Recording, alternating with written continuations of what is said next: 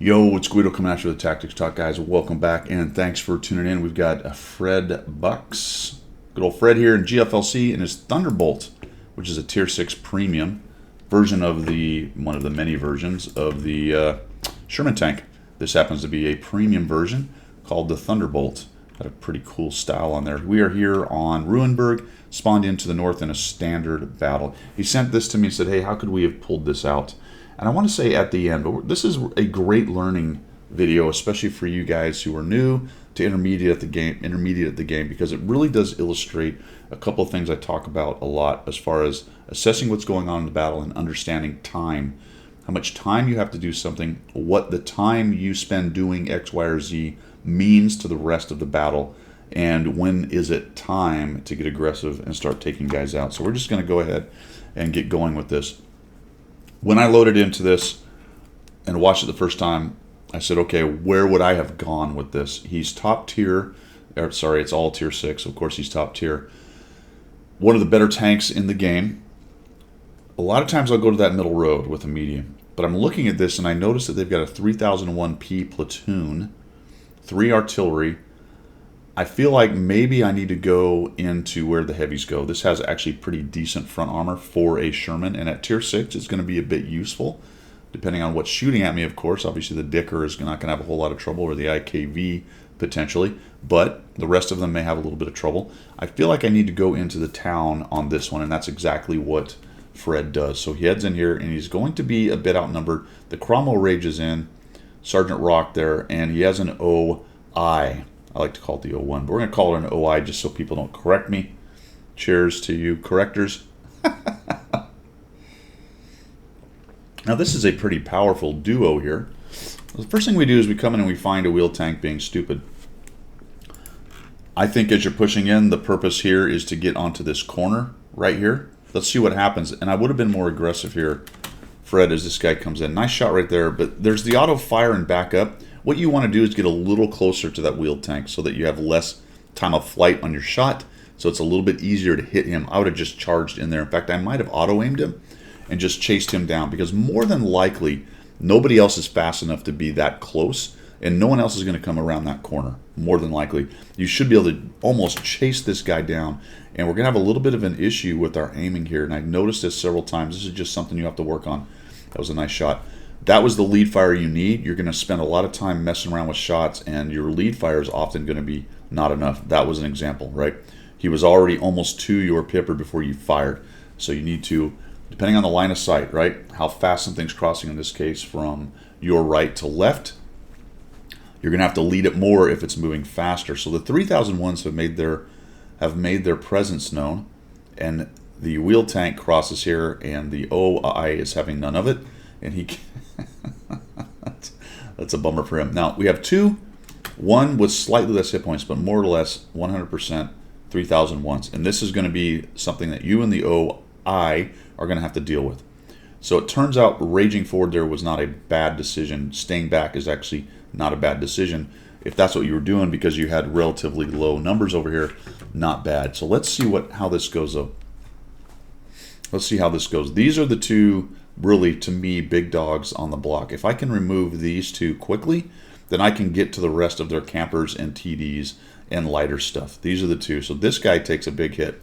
He comes in here, you shoot, and then you kind of start maneuvering around. All right, so this guy has come around the corner. His buddy's behind him. This tank fires so fast, I would have absolutely just machine gunned this guy down. No need to move around and twitch. Unfortunately, this guy came up right behind you, but it is difficult to use this corner. I would probably want to be outside echelon in my faster medium tank, because it's easier for me to get out and get back, and I can use him as armor, by the way. Nice blocking thing. But when this guy came around the corner, I would have taken that opportunity to gun him down, and the maneuvering slowed that down. And now we're doing this, and we've been reloaded for a while. That's 2 shots you've missed. There's 1. You got him. Finally, we get rid of this guy. That means that had I machine gunned him down faster, I'd be back behind the 01 already. So then we have the 3001 coming in and a 100Y. So wisely, we start to move back. I'd be firing at that guy as I was reversing. I'll just hope that RNG takes a shot. I need to be very careful about dueling the 100Y, because if he is able to get his gun up and over this, and it's hard to tell whether he's going to have a shot. The gun looks maybe a little low, but you're a tall tank, so maybe he can get to the top of your turret. Unsure right there. I like this little aim shot in there, and I think I would have backed up to about right here. And then I'd have started machine gunning down this 100Y, because you now have a time issue. The rest of your team's doing okay, but now you're down 4 tanks. You have 2 of theirs over here, just 2. There's 2 of you, but they're low hit points compared to you. And your guys up over on the east side are starting to get beat up. So the arty's doing its work, dropping shots on this. I think you had multiple opportunities here to come out and keep on working on the 100Y. There goes another shot into him. Now he's hurting. I like this. You come around, try to find him. Where is this dude? There he is. Ooh, nice. All right, so we bounced one. The angle worked out for us. Now he's making a runner. All right, as soon as he starts doing that, I'm going to aim right about here. And I'm going to catch him crossing. There we go. There's one. No reason to back up. Stop. Don't move. You will reload more than likely before he makes it. Shift your aim over, because that's where he's going, right? He's trying to cover up behind this building. Shift your aim over here and get that last shot on that guy. See how we were just kind of late? We weren't really putting it in there. We're still moving it around. Just shift it to where he's going, aim in, and blap him as he goes around that corner. All right. 100Y has changed the fight. He's head over to that side. The 3001 is hurting. You two have 1,800 hit points. You outnumber them by 1,000 hit points. There's only 2 of them here. More than likely, there isn't anything else, because if you count noses over on the east side, that looks like most of the rest of their tanks. Maybe there's one other guy over here. Maybe. All right. It is time right now. If I could put time in a bottle, all right, if I could put time in a battle, if I could teach this to people to understand when the advantage has been gained and when it is time to seek to leverage the advantage, you need these 2 guys gone so you can go somewhere else. That's the point of winning the flank. What I see very often is people look at it and go, "Ooh, this is working. This is working. I'm just gonna keep doing this because this is awesome. We're winning. We're winning. We're winning. We're winning the flank. Yay! Yay for us." You've got to be able to look at that, do a cross check, take into consideration how many guys are lit on the map elsewhere, what's going on with your team, and what the situation is in front of you. And I think the situation, especially once that 100Y was no longer sitting back there, locking that down and making you two fearful of 400 alpha strikes, and then a 700 hit point 3001 is basically out in the open over here. Just get in there and start machine gunning. Once you get out there and start machine gunning, and you may take some damage from the 3001, but once you start shooting and he starts shooting, that OI is going to get up there and put the thump on him. So we go, okay, that works, and the 100Y he's just out of the fight. So get in there. This rocket, I mean, seriously, what are we worried, what are we afraid of right here? Why are we rocking back and forth? Are we expecting the 400 hit point 3001 to come down and come around the corner and gun down our 1,800 hit points? And that's going to sound a little bit harsh, but I think it illustrates what's going on here, right? This is a complete and total advantage. The guy should be on the way to the garage in seconds from now, but we do this. And what's going on behind us? Well, we're starting to lose more, right? Our guys aren't able to handle it. We've got an OI and a Thunderbolt, and we're just sitting here going, man, I really hope these low hit point guys come around the corner. And for whatever reason, they do.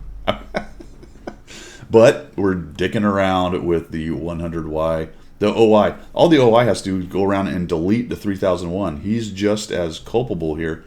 There's the 3001. Why the 3001 is still aggressive, I don't know, but good on him. He's trying to make it happen. And we're just like, okay, well, maybe this 100Y comes around the corner. I don't know. Let's see what happens here.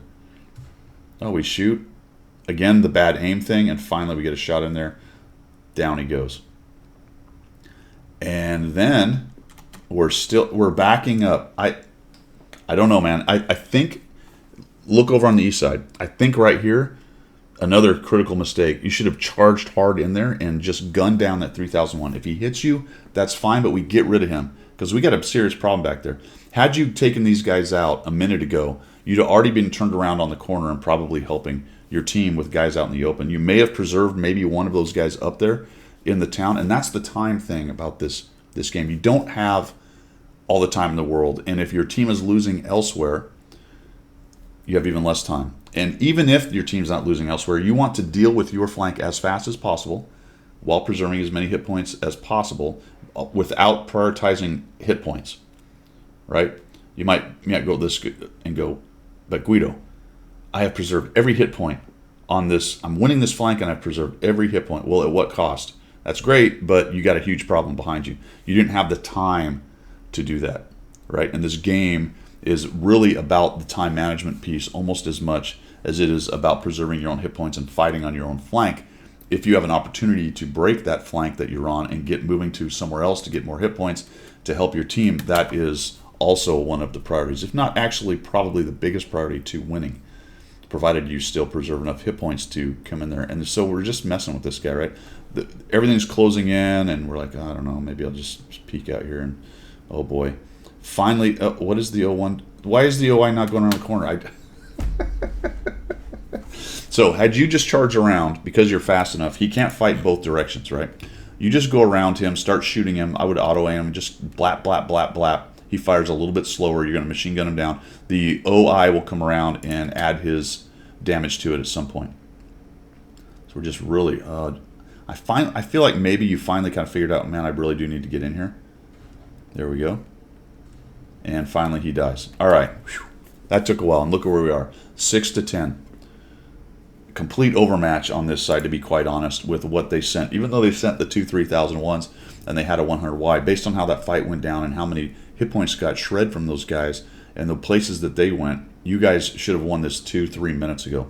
And if we'd have won 2-3 minutes ago, we'd already be turned around dealing with these dudes over here, or maybe even had an opportunity to go around this corner and come in to them from the side road over here. So let's see what happens next.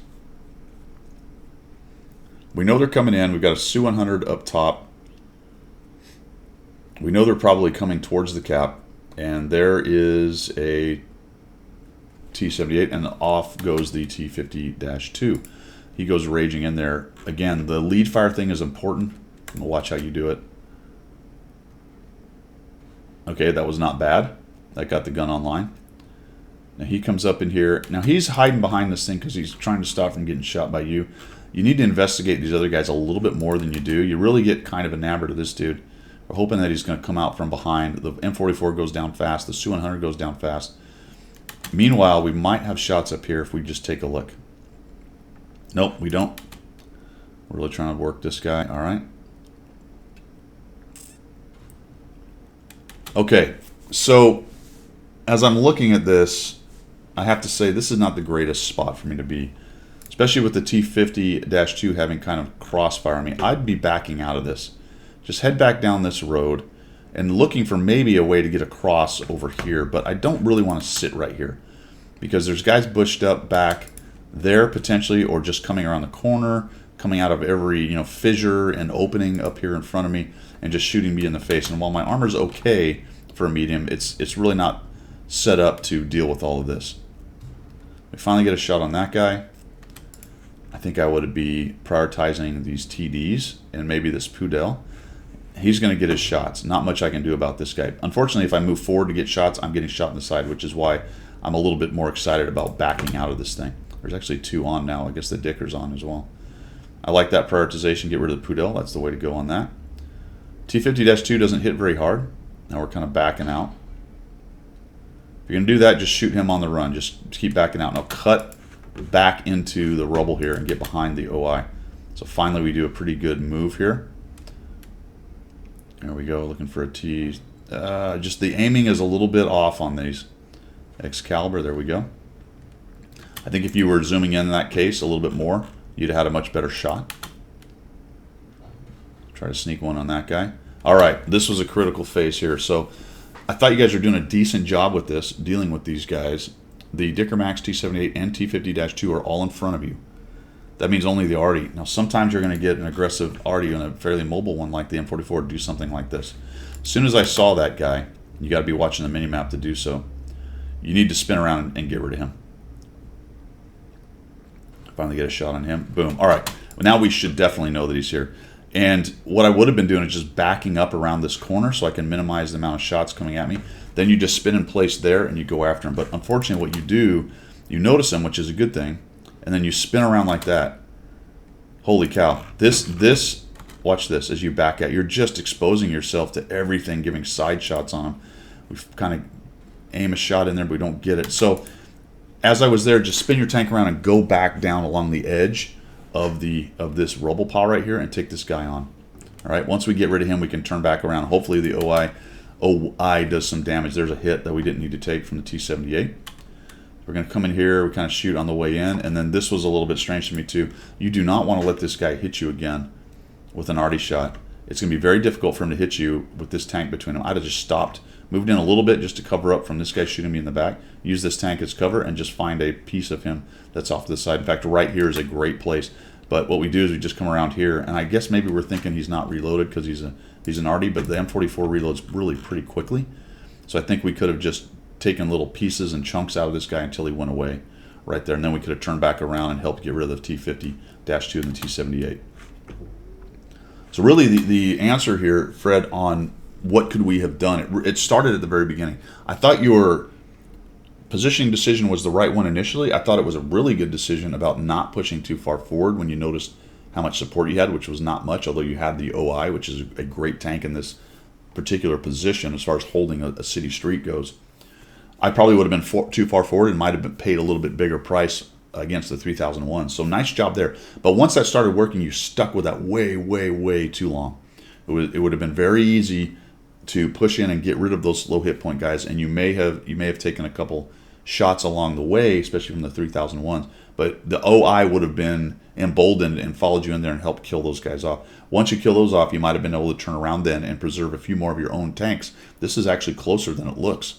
And had you just killed those two 3001s and the 100Y earlier, which you definitely could have done, you could have turned around and maybe preserve a few more of your tanks, strip a few more hit points off the enemy before they got to this point in the game, and it would have made this a winnable, much easier game. End game, some definite mistakes on how I was fighting those guys, on how you're fighting those guys in the street, and really a very preventable death against the M44. If you'd have noticed him early, because he actually spotted on the mini-map as he turned around, you probably could have got turned around really quickly just spinning in place, charged at him. You may have ate a shot in the face, but I don't think you would have taken as much as you did. Potentially, you got 207 the first time. And then when you finally did turn around to fight him, just a big mistake trying to come around this guy and not using the cover of the 3001. It's very difficult for arty guys to shotgun you when they're trying to shoot past derelict things and rubble and stuff like that, because it has got such a bad dispersion. It's very likely it hits something else other than you as it comes in. Plus, you just gave him kind of a side shot into your armor, so I'm assuming that was a pen. Might not have needed it based on your hit points at that point. Takes you down right there. So definitely a winnable game. Some good things in there. I think the big thing to work on is assessing the battle and understanding the time aspect of it. You don't often have time to just sit there and, even though something's working, allow it to play out. At some point, you probably have to take the bull by the horns and try to change that fight so that you can move on to bigger and better things. Usually in this game, what I find is if I'm sitting on a flank slowly winning it, the other one's losing. That's just the way it is, or I at least assume it is. If I look at the mini-map and they are winning and they're raging forward, that might even clue me in to get more aggressive. So I look at that and I go, well, I can get aggressive here because we're not losing there. So there's a lot of things that you can look at when you're assessing how to go. All right, man, I hope that helped you. I hope you guys liked that. If you did, go ahead and throw me a subscribe, follow, like, whatever the case may be. Look at the OI. He's got 7 kills, so he's doing yeoman's work. Let's just find out. I don't know if he watches the whole game. Are we going to see the bitter end? He's trying to reload. I think that artillery is probably going to drive right up behind him and slap him down. Oh, he's going to give side armor to everybody. Okay.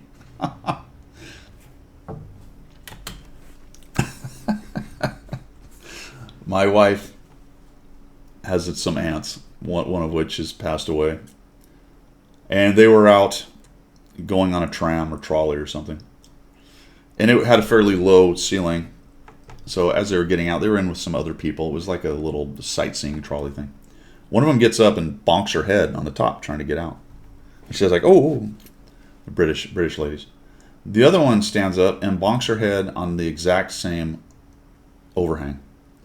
And one of the Brit guys sarcastically sitting there says, bloody hell, the second one did the same thing.